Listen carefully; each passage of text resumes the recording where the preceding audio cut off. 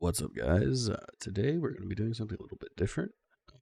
I have many friends that have asked me questions, or I've tried to give advice about specifically OBS, and they're like, "There's no guides for that," and I'm like, "There's tons of guides for it. What are you talking about? You're just not looking." Like, no, no, no. I need something to drag me through from the very beginning, like someone to hold my hand, like we didn't know what we were talking about at all. And I'm like, "Okay, sure, why not? I'll try it." Um, so this is going to be an OBS tutorial of sorts. It's not going to be like I'm but far from the de facto connoisseur of an expert on OBS. There's just a lot of simple settings that by default you don't use, and you probably should use because they're just so much better. These are mostly with audio quality, audio capture, stuff like that. I'm not going to do anything about scenes because scenes are a very personal aspect depending on what you're trying to do. It's going to be very different, but this is mostly going to be for audio capture, recording, and stream settings. As this seems to be, I have several friends that have issues setting this up correctly, let's just say. So without further ado, we're going to start at OBS's webpage. Yes, the OBS project, the ever so wonderful. You can just Google OBS. Normally people just click Windows and it downloads the exe, which is perfectly fine. However, I'm going to make this to where anybody can follow along, just like even if you already had it installed, because I'm actually going to download the zip file and launch it in portable mode so everyone can literally follow along if they wanted to. That's the purpose of a tutorial, is I do it, you can try to do it without screwing up any existing settings you might have, because maybe you just like the way your setup is now.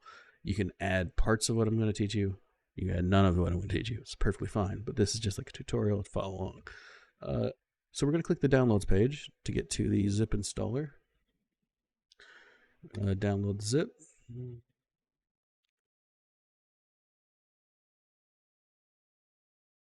And then we're going to extract the zip.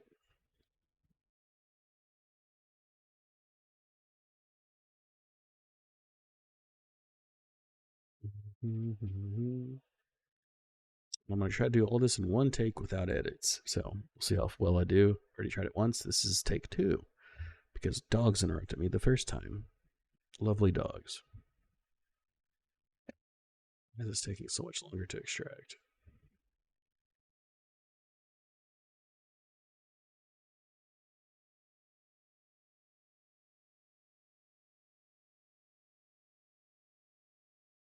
Mm-hmm. All right.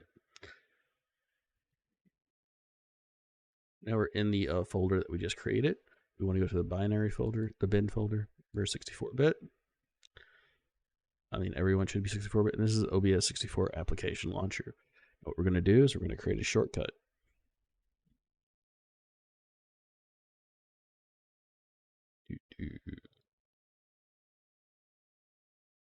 Create shortcut.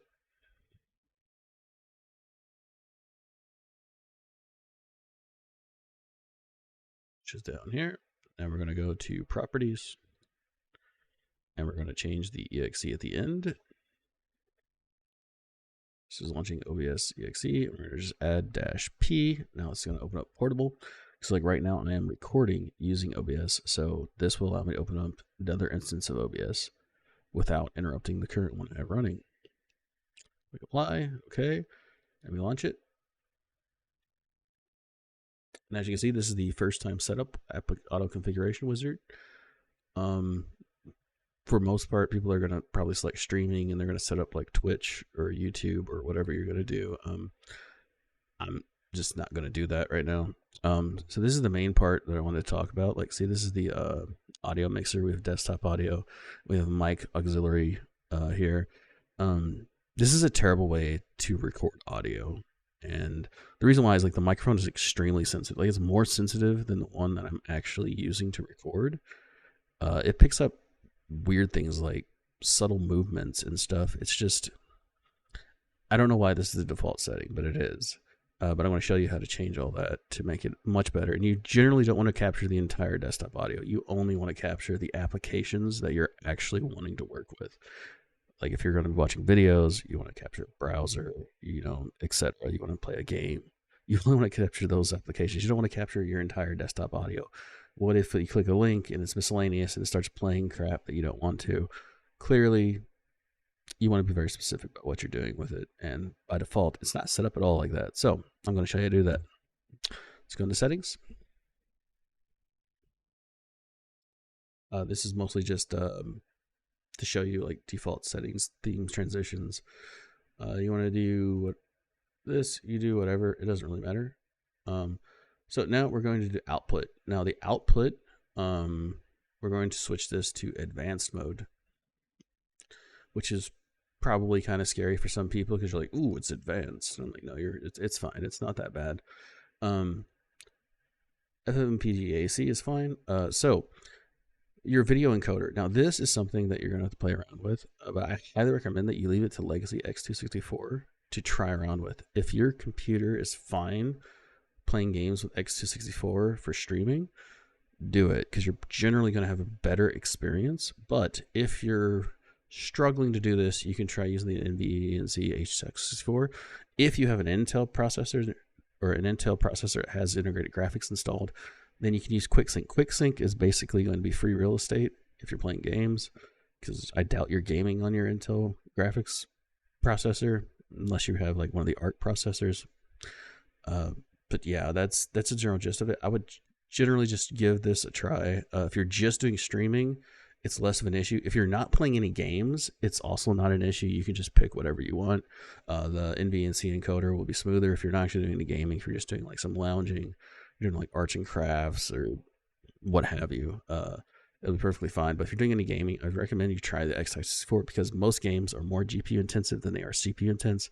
In fact, most CPUs are just sitting there idle in a lot of games because they don't know how to multi-thread games for some reason sufficiently. All right, bitrate. If you're doing the Twitch streaming, Twitch generally has a cap of 6,000 bitrate, so they claim. It's actually closer to 8 before they actually start complaining about it. But 6,000 kilobits per second, generally what you want to do is you want to not use more than 60% of the bandwidth for your upload. So for example, I actually stream to 2 places once when I do stream. I stream to Twitch and I stream to YouTube using OBS all in one setting. But because I'm splitting it, right, then I need to account for that. So for example, I generally get 20 megabits up. So 60% of 20 megabits is 12.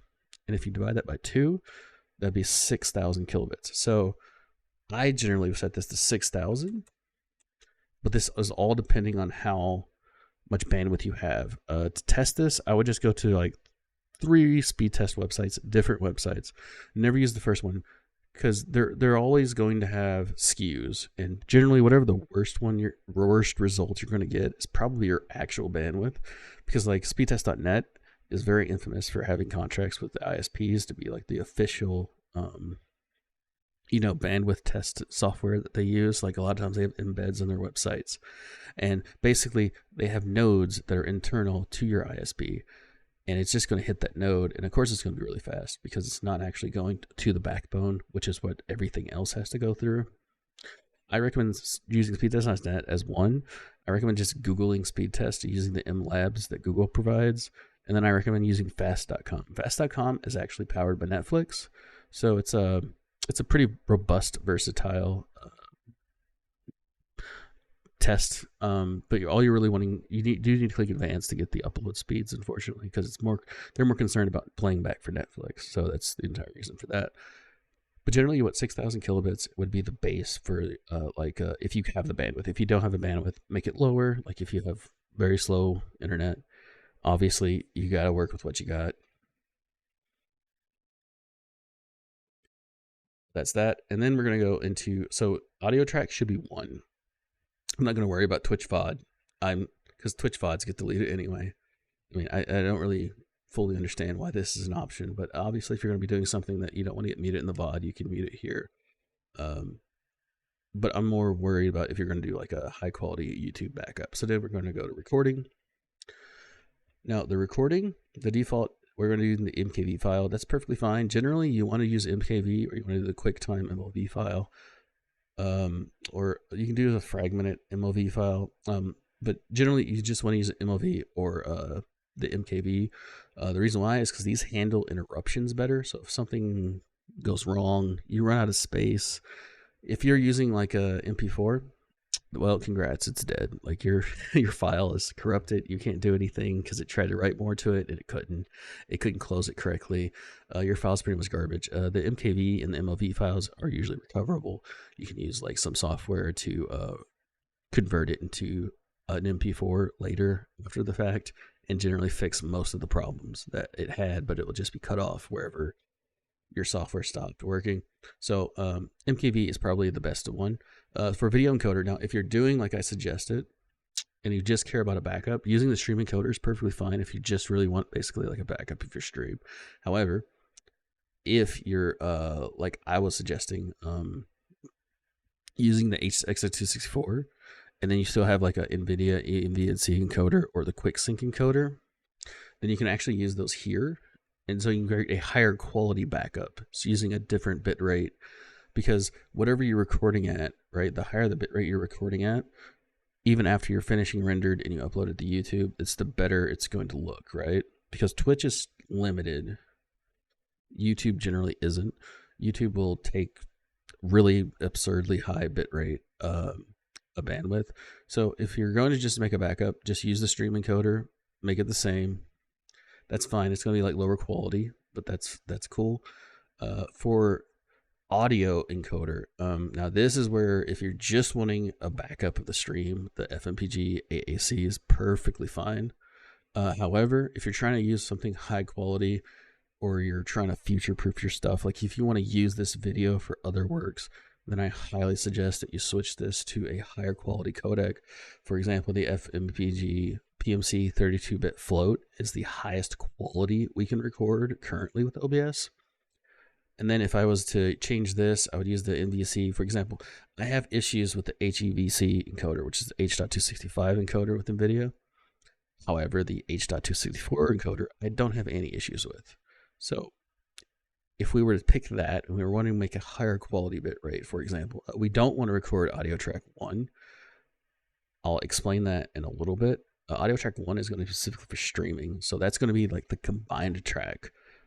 We want it actually to be separate. So if something happens, then we don't have to mute the entire like upload.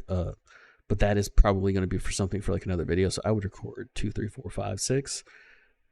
And then we're going to go down here. We want constant bit rate. So the general rule of thumb, it depends on what you're recording at. So for example, I generally record at 1080p, 60 FPS. So for 1080p resolutions, generally you want 1,000 kilobits per second per frame per second. So in this case, I'd want 60,000 kilobits per second for a high-end recording. That's not quite lossless, but it's still really high quality, and you can deal with the compression later, right? Too fast, quarter resolution, oh, that's fine. B frames are 2, that's good. And then you're going to flip over to audio. So generally for audio, I would switch all the tracks to 320 because it's higher quality, and audio is far more important than video. Like what a lot of people don't understand is that not being able to see is one thing, but not being able to understand what you're saying or misinterpreting it later, especially if you're going to do like a high quality backup, like I was suggesting for the recording, you really want a higher audio bit rate. There's no reason not to. And Twitch and YouTube and every other streaming platform I know actually do support 320 bit right now. It used to be Twitch only supported 160, which is really strange for the longest time. And then suddenly it's like, oh yeah, we can just take it. Just apply that. Enable replay buffer. This is, I don't understand why they added this. I guess it's cool for a meme. It's just a waste of memory, in my opinion. So that is the base setting there. Now let's go to audio. Now, this is where you want 4800 kilohertz. This is whatever audio you have. Stereo is perfectly fine for streaming and using the video. You desktop audio, just disable this. You do not want this enabled. I will show you how to enable it one by one later. You don't want any of the global devices enabled because this is what is picking up everything, and that's not what you want to do in general. So we're going to scroll down, we're going to go video.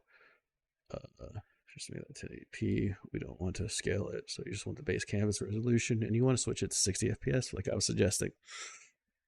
Now, resolutions would change depending on the bit rate which you're streaming and which you're recording, which they can be different. It's if you're using different scalers, obviously it's not that big of a deal. Um, but at 6,000 bit rate, you can do 1080p 60. It's okay. It's not the best. Could really should be a little bit higher. But I mean, if that's what you're limited to, it's fine. Generally at 3500, you can do like a 30 FPS 1080p stream, or maybe a 60 FPS 720p stream. Those are just examples of what you'd want to do, and it really depends on what you're wanting. Do you value frame rate over refresh rate, which I generally do. I prefer FPS over the actual size of the frames. But it all depends on what your upload bandwidth is working with. I mean, if you have plenty of room to spare, then go for it. Obviously, just go as high as you can. But we're going to click apply. All that should be fine. You don't need to set this. I'm just checking, make sure there's nothing I need to change. These are hotkeys. You can set those later. You can set hotkeys for starting, stopping, and transitions. But that's all personal preference.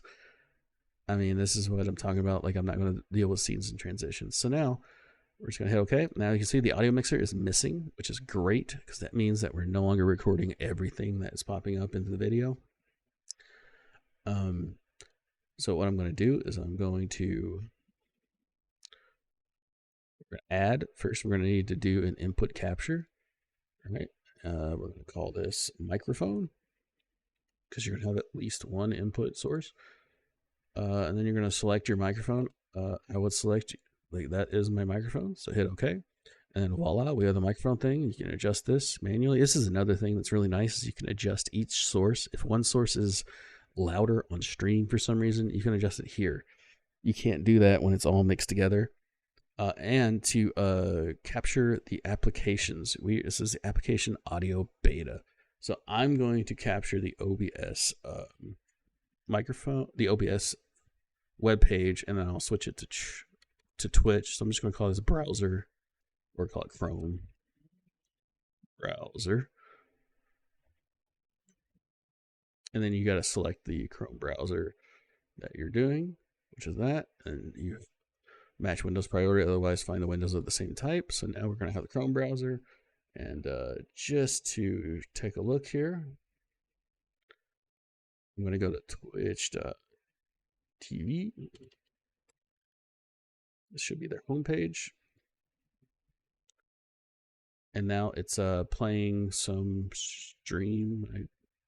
Looks like Final Fantasy, which is fine. But you see here, it's actually picking up the audio, but you're not hearing it on my recording. And this is exactly what I was talking about separating the stream. So now that the Chrome browser has one thing, if you have a different browser, you can set it to a different audio input source.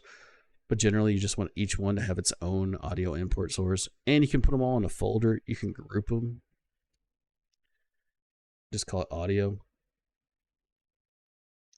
This is just to make the sources. So you're just going to move them to audio folder. Now you can collapse them so you don't see them. They'll still show up in the audio mixer. You can still adjust them, as you need to. Like, you can mute them. But this is the basic tutorial that I wanted to teach you, is just how to add it. And you just keep adding it for each application. If you have like a Spotify, or you're doing a game capture, then you need to add E1 for each application. Obviously, if you're switching games back and forth, you will have to change this each time that you switch games. But it's not really that big of a deal. It is at first, until you learn how simple it is. Now, I'm going to talk about advanced audio properties. So this is where it's very important to change the these tracks. So track 1 is going to be the stream track, right? So generally, you want that to be okay. And then for the rest, right, you just want each audio device to basically be on its own track. So basically, like right here, you have their microphone and the Chrome browser. They're both streaming the track 1 because that is the stream. It's combined. And then your microphone and Chrome browser is on different tracks. It's going to be on track 2 and track 3. So if something happens in the browser that you don't want to keep in a VOD, you can delete it. It's very simple to edit and delete. But that's going to be something more for like another video. But generally, you do want like a game capture, maybe a Discord capture.